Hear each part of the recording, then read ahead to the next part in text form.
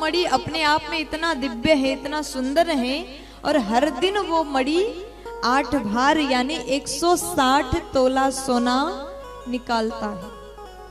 अब राजा बड़े खुश हैं, सत्राजित बड़े प्रसन्न हैं, और द्वारिका में भगवान कृष्ण का राज्य चल रहा है। वहां के लोग, मंत्री गण, द्वारिका वासी बड़े प्रसन्न हैं, आनंदित हैं। और एक दिन भगवान कृष्ण अपने सुधर्म सभा में विराजमान हैं। इतने में सत्राजित मणि को धारण करके उस सभा में प्रवेश करते हैं। और वहां जितने लोग बैठे थे ना, सभी ने कहा कि ऐसा लग रहा है, ये चमक, ये दिव्य तेज को देख करके लगता है साक्षात सूर्य नारायण भगवान यहाँ पर उपस्थित हैं। प्यार से बोलो। अब जैसे उनको लगा कि ऐसा समझ में आ रहा है साक्षात सूर्यदेव यहाँ पर आ रहे हैं, तो भगवान बोले, देखो ये सूर्य भगवान का तेज नहीं, स्यमंतक मणि धारण करके सत्राजित आए हैं, वही मणि का प्रकाश चमक रहा है।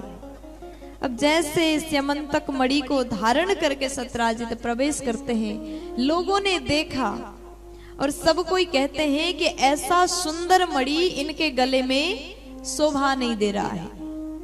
देखो, बहुत सुंदर चीज अच्छा व्यक्ति पहने तो उसका दिव्यता और ज्यादा बढ़ जाता है। सत्राजित के गले में सुंदर मणि है, लेकिन द्वारिकावासी कहते हैं अगर ये मणि भगवान कृष्ण के गले में होता तो और सुंदर लगता। तो सत्राजित ने सुना, उनको बड़ा बुरा लगा, इतना कठोर तपस्या करके मणि मिला है और सब कोई ऐसा बोल रहे हैं। फिर भी व्यक्ति को अगर कुछ मिल जाए तो उसकी तारीफ सुनने का बड़ा आदत होता है। अब यहाँ पर सत्राजित मणि पहन करके गए हैं, उनको लग रहा है कि भगवान हमारा तारीफ कर दें। तो जैसे पास में पहुंचे भगवान कृष्ण जी महाराज, सत्राजित को देखते हैं, बातचीत करते हैं, लेकिन मणि के बारे में एक शब्द भी भगवान ने नहीं कहा। अब यहाँ सत्राजित विचार कर रहे हैं, जब से आए तब से मणि के बारे में सोच रहे हैं। देखो, आपके पास में कभी कोई अच्छा सा अनमोल वस्तु मिल जाए तो ये लगता है कि सामने वाला हमारा ये सामान का तारीफ कर दे, है ना। लेकिन अगर किसी ने प्रशंसा नहीं किया, किसी ने तारीफ नहीं किया तो बुरा लगता है। मनुष्य की स्वभाव है, उसके पास में कभी कोई अच्छा वस्तु आए, अनमोल चीज आए तो दिखावा करने का बहुत ज्यादा आदत है। दुनिया के हर कोई दिखावा करना चाहते हैं। देखो, हमारे पास ये है, हर चीज दिखाते हैं और तारीफ सुन करके खुश भी हो जाते हैं। आज जैसे मणि धारण करके सत्राजित पहुंचे, भगवान के सामने खड़े हैं। भगवान ने उनको देखा, लेकिन मणि के बारे में एक शब्द नहीं बोले। सत्राजित मन ही मन सोचते हैं कि भगवान देख तो रहे हैं लेकिन बोल नहीं रहे, थोड़ा सा तारीफ कर देते तो हम भी खुश हो जाते। लेकिन भगवान ने तारीफ ही नहीं किया, अन्य बातचीत किए। तो सत्राजित बोले, ठीक है, तो हम चल रहे हैं। वहां से आ गए, जैसे घर में गए, मणि को उतारा और मणि ले जाकर के एक जगह पर रख दिया। और जैसे मणि निकाल के रख दिया, सत्राजित का छोटा भाई प्रसेनजित ने उस मणि को देखा और अति सुंदर लगा, और उस मणि को धारण करके शिकार करने के लिए कहाँ गए? जंगल में गए। जैसे प्रसेन धारण करके मणि पहन करके जंगल गए, इधर सत्राजित ने मणि को ढूंढा, चारों ओर ढूंढा, पूरे घर में ढूंढा, लेकिन मणि कहीं पर भी नहीं मिला। जैसे मणि प्राप्त नहीं हुआ, अब सत्राजित को लगा कि इतना दिव्य मणि, इतना भव्य मणि हमको भगवान सूर्यदेव ने दिया था, पता नहीं कहां पर खो गया। पूरे घर में देखा, अलमारी में देखा, बेड में देखा, बाहर भीतर हर जगह देखा, लेकिन जैसे उनको मणि नहीं मिला, पत्नी को बुलाते हैं और पत्नी से बोले कि देवी, हमारे पास में जो मणि था वो गायब हो गया। उन्होंने ये नहीं सोचा कि भाई पहन के गया होगा, पता ही नहीं था। अब सोचते हैं मणि गायब हो गया, पूरे घर में नहीं मिल रहा है। लेकिन हमारे मन में एक बात आ रहा है। पत्नी बोली बताइए ना क्या बात आप विचार कर रहे, क्या सोच रहे हैं? तो जैसे पत्नी ने पूछा, सत्राजित कहता है कि हम मणि पहन करके कृष्ण जी के सभा में गए थे, सब कोई कह रहे थे द्वारिका वासी ये मणि कृष्ण के गले में अच्छा लगेगा, और उसके बाद में आते ही मणि गायब हो गया।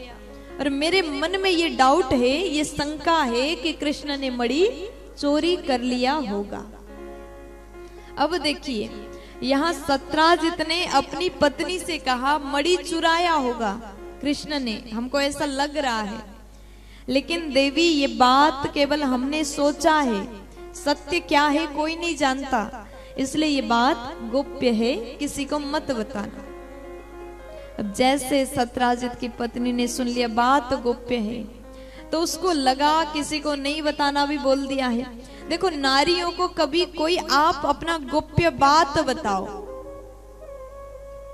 महिलाओं को गोप्य बात बताइए और बाद में कहना कि ये बात गोप्य है, किसी को मत बताना। तो ऐसा लगता है जब तक हम दूसरों को ना बताएं तब तक न भूख लगेगी न प्यास लगेगी। किसी को तो पेट में दर्द ही होता रहता है, प्यार से बोलो। कोई नया बात पता चले न तो पेट में ऐसा होता है, पता नहीं कैसा होता है। किसी एक को बताने को मिल जाए तब जाकर के पेट का दर्द शांत होता है। ये महिलाओं की स्वभाव है, जब तक दूसरों को ना बता दे तब तक अच्छा नहीं लगता। सत्राजित की पत्नी ने सोचा स्वामी ने कह दिया कि बात गोप्य है, किसको जाके बता दें, किसी को बताना भी नहीं है, अब क्या करूं क्या करूं, खूब चिंता होने लगी, टेंशन हो रही। अब सत्राजित की पत्नी बाहर गई, एक सहेली मिली, तो सहेली से बातों बातों में कहती है देखो हमारे पति के पास जो मणि था ना वो कृष्ण ने चोरी कर लिया होगा, ऐसा उनको लग रहा है, मिल नहीं रहा है, खो गया। लेकिन ये बात हमने तुमको बताई क्योंकि तुम हमारी खास सहेली हो, किसी को मत बताना। अब सहेली बोली ठीक है किसी को नहीं बताएंगे, वो भी नारी है, उसको भी लगा कि किसको जाके बता दे। उसने अपनी सहेली से कहा ये बात हमने सुना है लेकिन किसी को मत बताना, गोप्य है। दूसरी ने तीसरी को, तीसरी ने चौथी को, ऐसे धीरे धीरे धीरे करके बात गोप्य है बात गोप्य है कहते हुए सब में फैल गया। करणे करणे जपन जनाहा, आज जैसे ये बात फैल गया, करणे करणे जपन जनाहा, सबके कान तक वो बात पहुंचा, भगवान तक वो बात पहुंचा। भगवान तक पहुंचा तब तक बात कुछ दूसरा होकर के पहुंच गया। पहले सत्राजित ने कहा था हमको लग रहा है कृष्ण ने मणि चोरी किया होगा, लेकिन जैसे भगवान तक बात पहुंचा तो इतना लोगों ने मिलाया कि सत्राजित बोल रहे हैं कृष्ण ने मणि चोरी कर लिया। सुनाने वाले थोड़ा बहुत मसाला मिर्च लगा के सुनाते हैं, और जैसे भगवान ने सुन लिया उनको बहुत दुख होता है। आज कन्हैया विचार करते हैं मैंने जीवन में कभी कुछ चोरी नहीं किया, बचपन में माखन चोरी करता था, लोग हमको प्यार से माखन चोर कहते थे, तब अच्छा लगता था क्योंकि माखन चोर शब्द में प्यार है, प्रेम है। लेकिन आज हमको मणि चोर का आरोप लग गया है, ये कलंक लग गया है और अपने सिर से कलंक को हटाना है। भगवान तुरंत सैनिक को लेकर के द्वारिका से निकले, जंगल की ओर प्रवेश करते हैं। जंगल में जाते ही जो मणि था प्रसेन को एक शेर ने मार दिया, शेर मणि लेकर के आगे गया, शेर को भालू ने मार दिया, भालू मणि लेकर के आगे अपने गुफा में प्रवेश कर गया था। भगवान जैसे जंगल में प्रवेश करते हैं तो प्रसेन का मरा हुआ शरीर वहां पर था। थोड़ा आगे गए तो एक शेर को मरा पाए, और वहां से थोड़ा सा और आगे गए तो एक गुफा दिखाई दिया। भगवान ने कहा कि आप लोग, अपने सैनिक को कहते, आप लोग यहीं पर इंतजार करिए, हम भीतर जा रहे हैं और अगर हम 15 दिन तक वापस नहीं आते हैं तो आप लोग यहाँ से चले जाइएगा। तो जैसे कन्हैया गुफा के भीतर प्रवेश करते हैं, भालू की कन्या जाम्बवंत जी की पुत्री जाम्बवती मणि के साथ में खेल रही थी। जैसे प्रभु को देख लिया, तम पूर्वम नरम दृष्ट्वा धात्री चुक्रो सभीतवत् तच्छ्रुत्वा भ्यद्रवत् क्रुद्धो जाम्बवान् बलिनाम्बरः। तम अपूर्वम नरम दृष्ट्वा, अद्भुत मनुष्य को देख करके। देखो यहाँ पर नर शब्द का प्रयोग है। भगवान मनुष्य बन के आए हैं, भगवान श्रीमन नारायण कृष्ण बन के मानव बन के आए हैं। जैसे भगवान को जाम्बवती ने देख लिया तो भगवान को देख करके रोने लगी, चिल्लाने लगी। भालू की छोटी सी कन्या रो रही है, चिल्ला चिल्ला करके रोती है।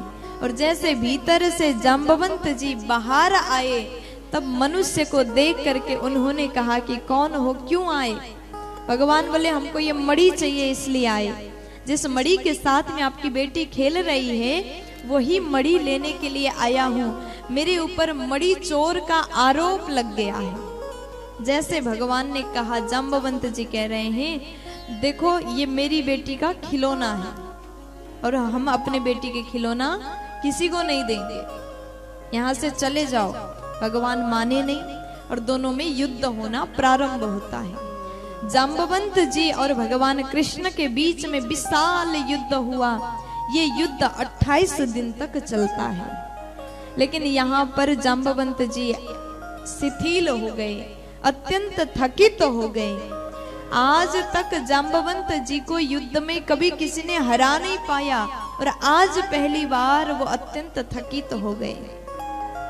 ऐसा लग रहा है हम हार गए हैं। और जैसे जाम्बवंत जी महाराज को ऐसा लगा तब उनको पता चल गया कि ये कोई और मनुष्य नहीं, ये साधारण नहीं, ये परब्रह्म है, मेरे राम ही कृष्ण बन के आए हैं। त्रेता युग में भगवान राम बन के आए थे तो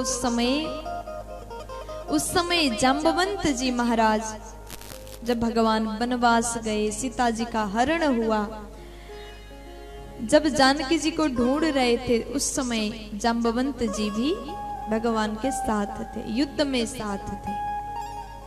वही जाम्बवंत जी अभी तक हैं और उनको पता चल गया कि मेरे राम ही कृष्ण बन के आए हैं।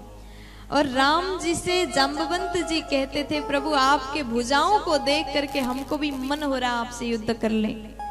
लेकिन भगवान बोले आपकी ये इच्छा हम पूरा कर देंगे, अभी नहीं, क्योंकि अभी हम मर्यादा पुरुषोत्तम हैं, आप हमसे बड़े हैं, आप श्रेष्ठ हैं, इसलिए हम आपसे युद्ध नहीं कर सकते। वही इच्छा को आज कन्हैया ने पूर्ण कर दिया है। राम कृष्ण दो एक है, अंतर नहीं निमेष, उनके नयन गंभीर है, इनके चपला विशेष। राम और कृष्ण दोनों एक हैं, दोनों में कोई अंतर नहीं है। राम जी मर्यादा पुरुषोत्तम हैं और हमारे श्याम जी लीला पुरुषोत्तम है, बस इतना अंतर है। आज जैसे जाम्बवंत जी ने अपने राम को पहचाना है ना, चरण में गिर पड़े, प्रणाम किया, हे प्रभु हमें क्षमा करिए, हम आपको पहचानने में मैंने देरी कर दिया, आप ही मेरे राम हैं और आप ही मेरे श्याम हैं। आज भगवान से प्रार्थना करते प्रभु आप ये मणि तो लेकर के जाइए और साथ में मेरे पास में एक और मणि है। एक और मणि क्या है? भगवान बोले ये मणि तो हमें आवश्यक है, मेरे ऊपर चोरी का कलंक लगा है, मणि तो हम ले जाएंगे, लेकिन दूसरा मणि कौन सा है आपके पास? जाम्बवंत जी बोले कि जो मेरी बेटी है ना, पुत्री है ना, ये मेरे लिए मणि समान है, इसलिए इस मणि का दान भी मैं आपको करना चाहता हूँ। जाम्बवंत जी ने अपनी बेटी जाम्बवती का कन्यादान भगवान को किया और वो मणि भगवान ने भगवान को प्रदान किया, जाम्बवंत जी महाराज ने। और उसके बाद में सुखदेव जी कहते हैं इस प्रकार भगवान का दूसरा विवाह जाम्बवती के साथ में संपन्न हुआ। राम जैसा नगीना नहीं सारे जग की बजरिया में। इसलिए प्यारे राम जी का जो जीवन था उसी प्रकार हमें अपने जीवन को बनाने की कोशिश करना चाहिए। राम क्या है? सुंदर चरित्र राम है, मर्यादा राम है। और भगवान राम का स्वरूप और क्या है? बोला प्रेम का ही मूर्ति राम है। राम ही केवल प्रेम पियारा, राम ही केवल प्रेम पियारा। राम ही केवल प्रेम प्यारा, राम ही केवल प्रेम पियारा, राम ही केवल प्रेम प्यारा। जानी ले जो जान निहारा, जान ले जो जान निहारा, जानी ले जो जान निहारा, जान ले जो जान निहारा। राम ही केवल प्रेम प्यारा, साक्षात प्रेम श्री राम है। देखो अगर हम भगवान राम को जानते हैं, बाबा तुलसीदास कहते हैं राम को जानना बहुत बड़ी बात है। अगर एक बार राम जी को जान लिए तो हम अपने आप को फिर भूल जाएंगे। वो राम जिन्होंने मर्यादा को सिखाया वो भगवान राम हैं, जो मर्यादा पुरुषोत्तम हैं, जिन्होंने सुंदर चरित्र का निर्माण करना सिखाया। और वो राम जो बन के कोल भील से भी प्रेम करते हैं, बन के पशु पक्षी को अपना परिवार बनाते हैं। अगर हमारा जीवन भी राम के समान हो जाए तो जीवन धन्य हो जाएगा। भगवान राम के समान थोड़ा सा गुण अपने भीतर लाने की कोशिश करिए।